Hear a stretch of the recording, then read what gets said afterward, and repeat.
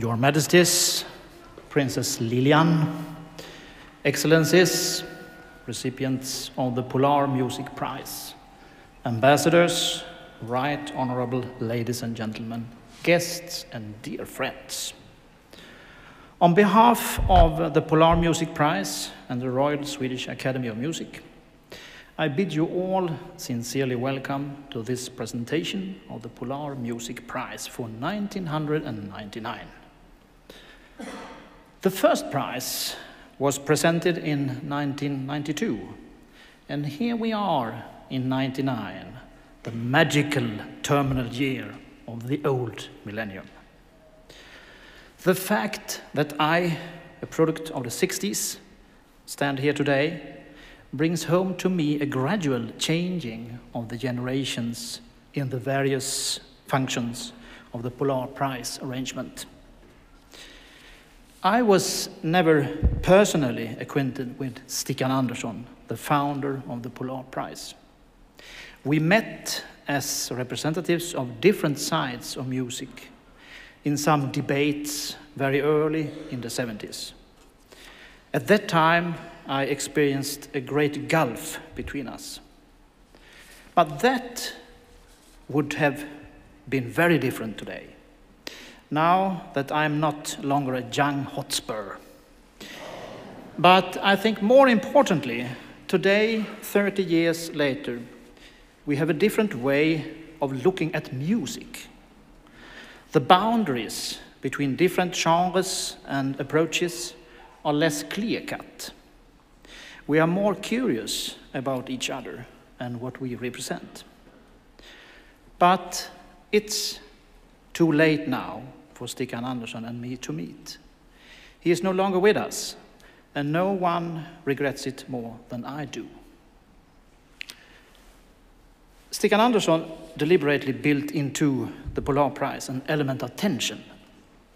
He wanted popular music and classical music to come together. Let's face it, there is a difficulty involved here, but at the same time, a challenge, a possibility, an opening. Severe tests are imposed on the award committee. A very special kind of creativity is required of it. 1 + 1 should not just become to 2. It ought preferably to add up to something more. It's almost like the definition of a good song.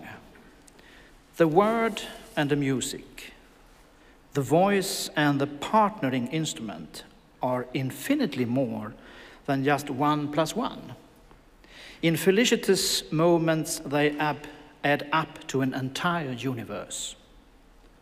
And the list of previous recipients is mind-boggling, to say the least of it.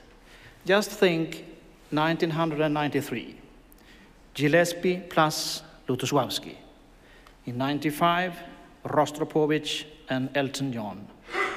In 97, Springsteen and Eriksson.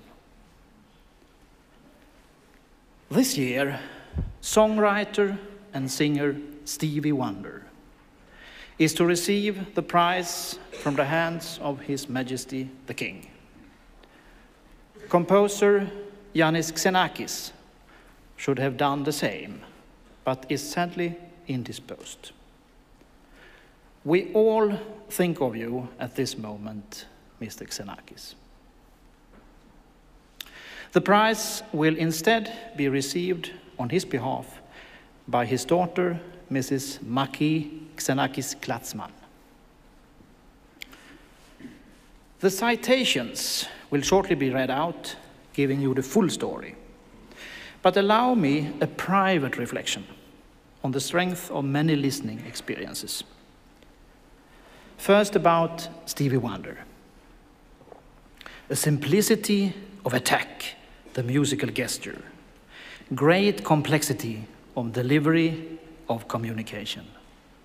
And Iannis Xenakis, a complexity of attack in the organization of the material. Great simplicity and clarity of expression, of message, of communication. We will be hearing a few samples from these two artists' great works in the course of the presentation ceremony. These are what we all must take with us when we leave.